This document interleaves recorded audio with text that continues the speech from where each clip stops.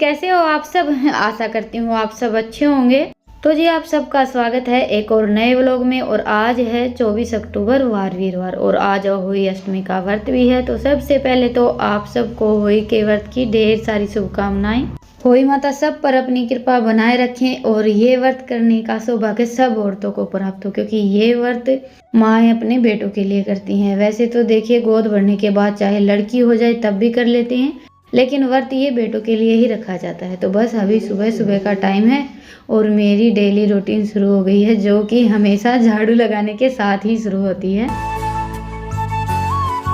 और अभी टाइम तो लगभग 6 बज गए हैं। 1-1.5 घंटा तो आराम से लग ही जाता है झाड़ू लगाने में। तो बस ये सबसे बड़ा काम निपट गया है और आज काम तो थोड़ा सा जल्दी निपटाना ही था, क्योंकि नहा धोकर फिर कहानी भी सुननी थी। और ये व्रत तो माँ भी रखती है, जैसे कि बेटों के लिए रखा जाता है। वैसे तो गोद भरने के बाद रख ही लेते हैं। तो बस अभी माँ तो बना रही है होली माता, और सभी लेडीज नहीं बनाती है, जैसे किसी किसी की मन्नत होती है। तो माँ ने ये मन्नत मांग रखी है, हर साल होली माता बनाकर ही कहानी सुनूंगी। जैसे किसी किसी को बच्चा नहीं होता है, या फिर देखिए प्रेगनेंसी के मामले में या फिर बच्चों के मामले में हमें कोई भी परेशानी होती है ना, तो हम होली माता से कुछ ना कुछ मन्नत मांग लेते हैं। कुछ कुछ औरतें तो जैसे चांदी की होली माता बनवाती, हमारे यहाँ तो बनवाई जाती हैं, बहुत सी औरतें पहनती हैं। होली माता से मांग लेते हैं, उसके बाद फिर हमारी वो इच्छा पूरी हो जाती है। तो उसी हिसाब से फिर हमें हर साल व्रत करना रहता है, जैसे कि माँ हर साल होली माता बनाती है। और गोद भरने के लिए तो सबसे ऊपर होली माता को ही माना जाता है। तो बस अभी माँ ने तो होली माता बना ली है और तब तक मैं भी नहा धोकर तैयार हो गई हूँ। माँ का तो आप सबको पता ही है कि सुबह उठते ही बस जल्दी जल्दी नहाना धोना किया और फिर तैयार हो गई थी कहानी सुनने के लिए। वैसे आज माँ की तबीयत भी कुछ ठीक नहीं थी। कभी कभार ऐसा हो जाता है, इस उम्र में तबीयत ठीक नहीं रहती, लेकिन फिर भी माँ ने व्रत तो रखा ही है। तो जी चलिए अभी सबसे पहले तो कहानी सुन लेते हैं, और बाकी की थोड़ी बहुत तैयारी रितिका ने करवा दी थी। माँ और रितिका लगी हुई थी, तब तक मैंने अपना घर का काम निपटा लिया और उसके बाद फिर अपना जो थोड़ा बहुत तैयार होने का काम था वो भी किया।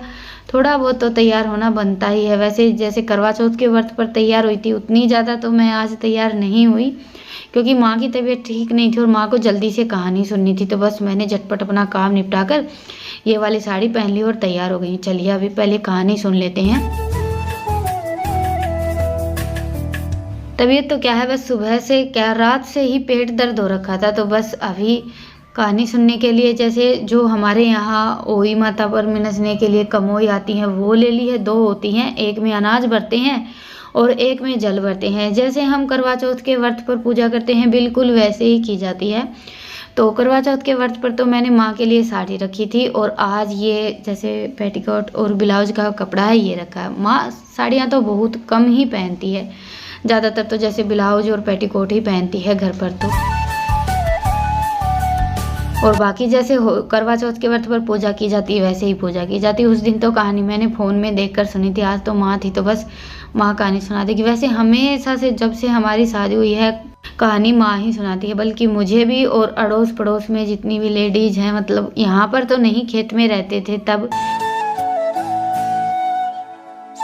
क्योंकि खेत में तो हमारा पूरा परिवार रहता है, तो सब इकट्ठे बैठकर ही कहानी सुनते थे। वैसे तो आधा गांव में रहता है आधा खेत में रहता है, ऐसे करके पूरा परिवार काफ़ी बड़ा है, तो बटा हुआ है, कोई कहाँ रहता है कोई कहाँ रहता है, और जगह की कमी तो हो ही जाती है। इसी वजह से अलग अलग रहना पड़ता है, क्योंकि ज़मीन को तो हम बढ़ा नहीं सकते, लेकिन परिवार तो बढ़ता ही रहता है। और इसी वजह से हम कहीं कहीं रहने लगे हैं। हम तो गांव के बिल्कुल बाहर रहते हैं, कुछ गांव के अंदर, कुछ खेत में, ऐसे करके अभी तो 3-4 जगह पर रहना हो गया है हमारा। तो जी बस बातों बातों में कहानी सुन ली थी होली माता की और साथ में विनायक महाराज की कहानी। वैसे ऐसा बोलते हैं कि अकेले नहीं सुननी चाहिए, किसी भी व्रत में एक कहानी ना सुने, 2 कहानी सुननी चाहिए। विनायक महाराज की कहानी तो सुनते ही हैं, साथ में जिसका हम व्रत रखते हैं वो वाली कहानी होती है। तो बस अभी जो हमने कमोई रखी थी, एक तो अनाज की भर दी थी और दूसरी में जल भरकर मैंने ये जो सामान रखा था वो मिनस लिया है। अभी सबसे पहले तो माँ से आशीर्वाद ले लेते हैं, और मैं तो करवा और कमोई दोनों चीज़ें माँ को ही देती हूँ। वैसे हम अपने से बड़े जैसे जेठानी या फिर ननद सास किसी को भी दे सकते हैं। तो जी अभी कहानी तो सुन रही है, और कहानी देखिए टोपी मम्मी मम्मी क्या होती क्या है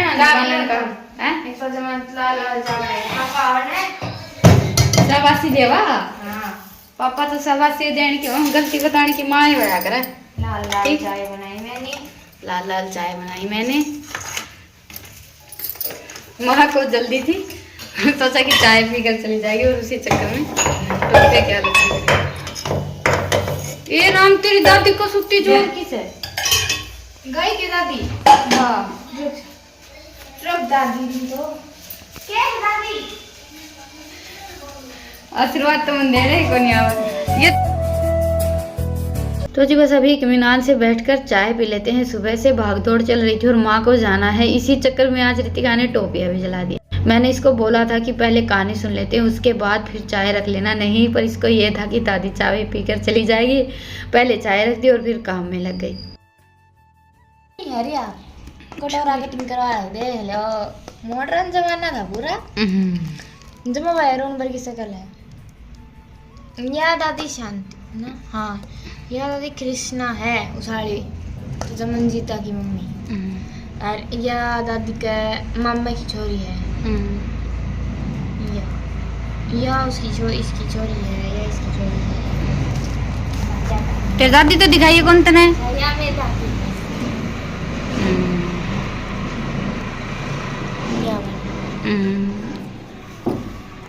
बिल्कुल पुरानी रोइना पर की शक्ल है।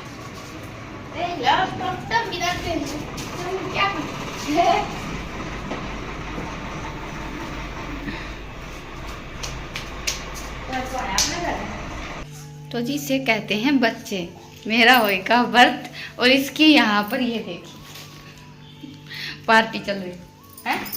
व्रत तो गया बेटा खातर। अच्छा मेरे नाम का तो कौन किया? अच्छा तेरा नाम का तो कौन ही करया।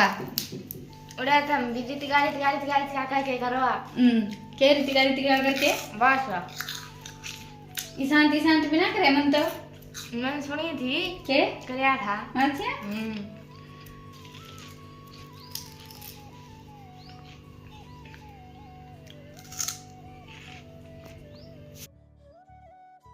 और बस कहानी सुनाने के बाद चाय पीकर माँ तो चली गई थी फिर कहानी सुनाने के लिए, और मैं और रितिका लेट गए थे थोड़ी सी देर के लिए। ये कपड़े तय बनाने थे, ये बीच में ही छोड़ दिए थे मैंने। अभी ये भी आ गया है स्कूल से। टाइम लगभग 3 बज गए हैं और भैंसों को सन्नी वगैरह डालने का भी टाइम हो गया, पर उससे पहले पियेंगे 1 कप चाय। और हमारे यहाँ तो जैसे होली का व्रत हो या फिर करवा चौथ का व्रत हो, चाय भी पी लेते हैं और थोड़ा बहुत जिसे फल फ्रूट खाना रहता है वो भी खा लेते हैं। तो सबसे पहले तो मैंने अपनी चूड़ियाँ बदली, उसके बाद फिर भैंसों को सानी वगैरह डाली। तब तक रितिका ने माँ के बालों में तेल लगाकर अच्छे से चोटी बना दी, और ये काम तो रितिका ही करती है। चोटी बनाने का काम वैसे माँ को भी इतने अच्छे से नहीं आता है, और मेरा तो आप सबको पता ही है, हम सास बहू दोनों इस मामले में तो एक जैसे ही हैं, और दोनों को ही दूसरे से चोटी बनवाना ज़्यादा पसंद है। माँ का भी हमेशा से ऐसा ही है, क्योंकि देखिए इकट्ठे रहते हैं तो थोड़ा बहुत तो एक दूसरे के बारे में पता चल ही जाता है, क्योंकि कभी कभी ज़्यादा टाइम होता है, बैठ जाते हैं तो फिर पुरानी यादें ताज़ा हो जाती हैं। तो अभी अपना सारा काम निपटा कर मैंने खाने की तैयारी शुरू कर दी है। निपटा कर नहीं, अभी शाम के काम की शुरुआत हो गई है। तो खाने में कुछ स्पेशल नहीं बनाऊंगी आज मैं। माँ ने सुबह ही बोल दिया था कि शाम के खाने में दाल चावल बना लेना। वैसे चावल माँ बहुत कम खाती है, अभी ना के बराबर ही खाती है। आज मन हो गया होगा तभी बोल दिया होगा, तो मैंने सोचा चलो कोई पकवान नहीं बनाते हैं, दाल चावल ही बना लेते हैं, क्योंकि आज मुझे भी काम थोड़ा सा ज़्यादा है, और दूसरा हम तीनों को तो दाल चावल थोड़े से ज़्यादा पसंद है ही। और रह गई ये, इनको जैसे हम पकवान वगैरह कुछ भी बनाते हैं वो इतना ज़्यादा पसंद ही नहीं है। इनको तो हमेशा बस सादा सिंपल खाना ही पसंद आता है। और आज तो ये सुबह गए थे, अभी तक आए ही नहीं है, बिल्कुल अंधेरा हो गया है, 7 बज गए हैं। तो मैंने सोचा चलो मैं इनका दूध निकालने का काम कर देती हूँ, क्योंकि फिर आते ही आधा घंटा इस भैंस के नीचे बैठना पड़ता है। लेकिन 1 घंटा ख़राब करने के बाद भी भैंस ने दूध नहीं दिया, लास्ट में फिर मुझे उठना ही पड़ा। इस बात पर आज मुझे बहुत ज़्यादा गुस्सा आ गया, और काम करने में भी लेट हो गए थे। चावल 1-2 बार माँ ने ही चेक किए थे, बाद में खाना बनाने का काम थोड़ी सी देर माँ ने संभाल लिया था। तो चावल तो हमारे बनकर तैयार हो गए थे, इसमें मीठा डाल दिया था। ज़्यादातर तो मैं जीरा राइस और नमकीन चावल ऐसे बनाती हूँ, लेकिन माँ को तो मीठे चावल ही पसंद है, तो बस आज मीठा डालकर मैंने जो खीर वाले चावल रहते हैं वो बनाए थे, क्योंकि वो चावल थोड़े से खड़े रह जाते हैं और माँ हमेशा खाती भी नहीं है। आज मन था तो बस मैंने माँ के हिसाब से ही डिनर बनाकर तैयार किया था। तो दाल चावल हमारे बन गए थे और अभी तारी भी निकल आई है। तारी निकले हुए तो वैसे काफ़ी टाइम हो गया है, 6:30 बजे के आसपास तारी दिख गई थी, लेकिन माँ को काफ़ी अंधेरा हो जाता है, अच्छे से तारी निकल जाती है ना, फिर तारी दिखाई देती है। तो बस अभी हम सास बहू दोनों ने अर्घ दे दिया है और मुझे इस टाइम पर बहुत ज़्यादा गुस्सा आया हुआ था। अभी वीडियो देखकर थोड़ी सी हंसी भी आ रही है। वैसे व्रत वगैरह में इतना गुस्सा करना तो नहीं चाहिए। तो जी खाना बनकर तैयार हो गया था, दाल चावल है और साथ में मैं बनाऊंगी थोड़ा सा चूरमा। तो माँ ने तो अर्घ दे दिया है, साथ के साथ गरम गरम ही खाना खा लेंगे। मैं अभी खाना बनाकर तैयार करूँगी। दाल चावल बन गए थे और तब तक 2 रोटियों का चूरमा रितिका बना लेगी। जैसे माँ ने थोड़ा बहुत खाना है तो माँ के लिए और अपने लिए, और बाकी का मेरे लिए और इनके लिए मैं बाद में बनाऊंगी। चूरमा वैसे मुझे आज इतना ज़्यादा बनाना भी नहीं था। तो आज का तो हमारा बस यही डिनर बनकर तैयार हुआ है, दाल चावल चूरमा, और ये थोड़ा सा हलवा माँ के लिए रितिका के ताऊ जी के यहाँ से आया था। और हमारे यहाँ तो वैसे भी चूरमा सबकी फेवरेट डिश है। तो जी बस बच्चों का और माँ का खाना हो गया है, अभी मैं हमारे लिए और चूरमा बना लेती हूँ। ये भी आ गए हैं खेत से, साथ के साथ खा लेंगे, नहाना धोना करेंगे, तब तक खाना बनकर तैयार हो जाएगा। और आज तो इतना ज़्यादा कुछ स्पेशल भी नहीं बनाया, बिल्कुल सिंपल सा खाना है जो कि हमारे यहाँ लगभग बनता ही रहता है। लेकिन फिर भी काम करने में इतने लेट और इतनी हड़बड़ी मची हुई थी, मुझे खुद को समझ में नहीं आ रहा था कि आज काम इतना फैला हुआ क्यों है। कभी कभी ऐसा होता है कि हमें समझ में ही नहीं आता है। तो जी बस अभी मैंने धूपिया लगा दिया है, इनका खाना हो गया था। इनके लिए थाली मैंने पहले ही लगा दी थी, सुबह गए थे अभी आए हैं तो बड़ी जोरों की भूख लगी हुई थी। उसके बाद फिर बस अभी मैं भी खाना खा लेती हूँ। और आज मैंने ये नीचे कपड़ा बिछा लिया है क्योंकि मैंने नवरात्रों में व्रत रखा था तो खाट पर बैठकर खाया था। आप सब बोल रहे थे कि दीदी खाट पर बैठकर नहीं खाना चाहिए। देखिए सारा सब तो हमें पता भी नहीं होता, और मैं आप सबको हमेशा बोलती हूँ कि थोड़ी बहुत अगर कोई गलती हो जाए तो मुझे ज़रूर बताइएगा। दिन थोड़े से छोटे होने लगे हैं और त्योहारों की भागम भाग में टाइम नहीं मिलता है आप सबको रिप्लाई देने का। लेकिन हाँ ये है कि मैं डेली पढ़ती हूँ, आप सबके कमेंट जरूर हूँ। तो जी अभी 9 बज गए हैं, दूध निकल गया, अभी दूध गर्म करूँगी। उसके बाद फिर ठंडा होते होते तो दूध ने 11 साढ़े 11 बजा दिए थे। तो आज तो सुबह उठकर लगे थे और रात के 12 बज गए सारा काम समेटते समेटते। और अभी आप सबसे भी लेते हैं विदा, फिर मिलेंगे एक प्यारे से व्लॉग के साथ। तब तक के लिए स्वस्थ रहिए, मस्त रहिए।